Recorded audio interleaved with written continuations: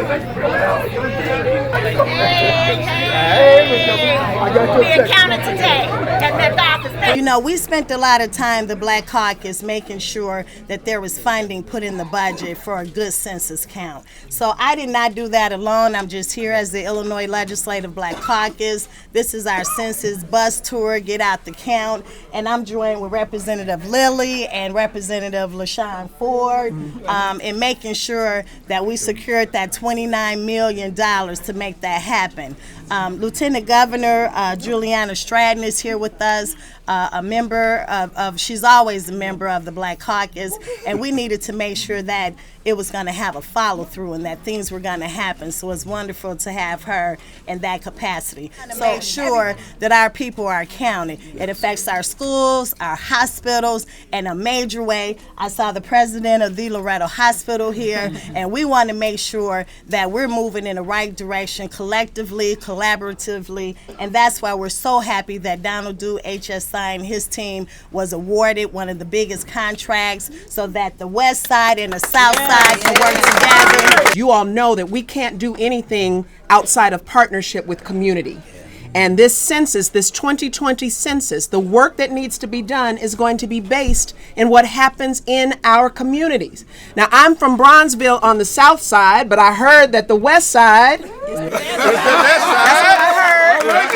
what I heard.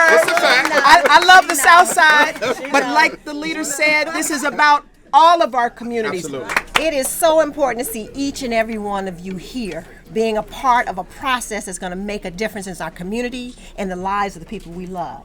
We must have a complete count. We are better together. Can we all say that? We are better together.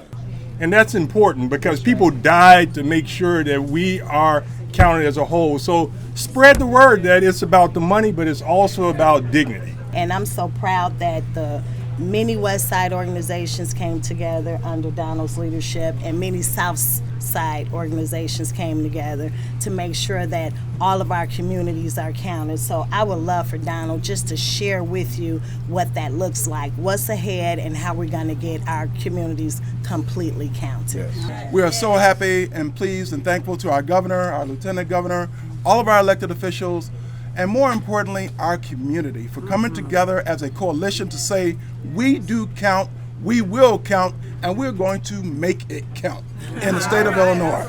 Let me just quickly acknowledge all these sub-recipients who are part of our Counting on Chicago Coalition 2020.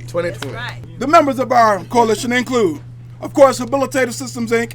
as a regional intermediary, Above and Beyond Family Recovery Center, the Alternative Schools Network, the Austin Children's Network Providers, the Austin People Action Center, Chicago Westside Branch of NAACP, Communities United, Family Guidance Center, Fathers Who Care, Garfield Park Community Council, Haymarket Center, the Loretto Hospital, People's Community Development Association, Phalanx Family Services, Proviso Light and Council for Community Action, St. Agatha Church, Sinai Health Systems, and the Westside Health Authority.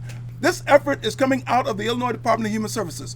Many of our subrecipients have been serving the hard to reach, the hard to count, the most disadvantaged population of folks in the state, in our city, for years, over 40, 50, 60 years.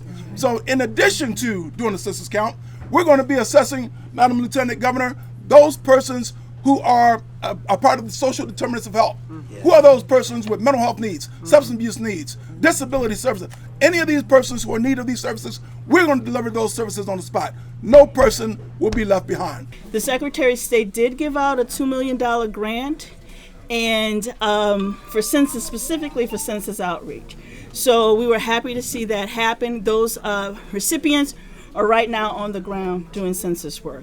What I want to do is let you all know about all the employment opportunities that we do have. There's a lot of literature upon your entry and exit points. We have employment opportunities both full-time and part-time. And like I tell everybody, when you have an employment opportunity, when you have an employment seat filled with the Census Bureau, then that kind of does two things. It increases the employment rate, and it also spreads the awareness of how important the census is, because everybody that works at the census goes home and talks about the census. I just want to make sure everyone knows that the state, through waivers and rules and policies, made sure that anyone who does a U.S. Census Bureau job, your benefits will not be impacted. So that's SNAP, that's TANF, that's Medicare, that's child care.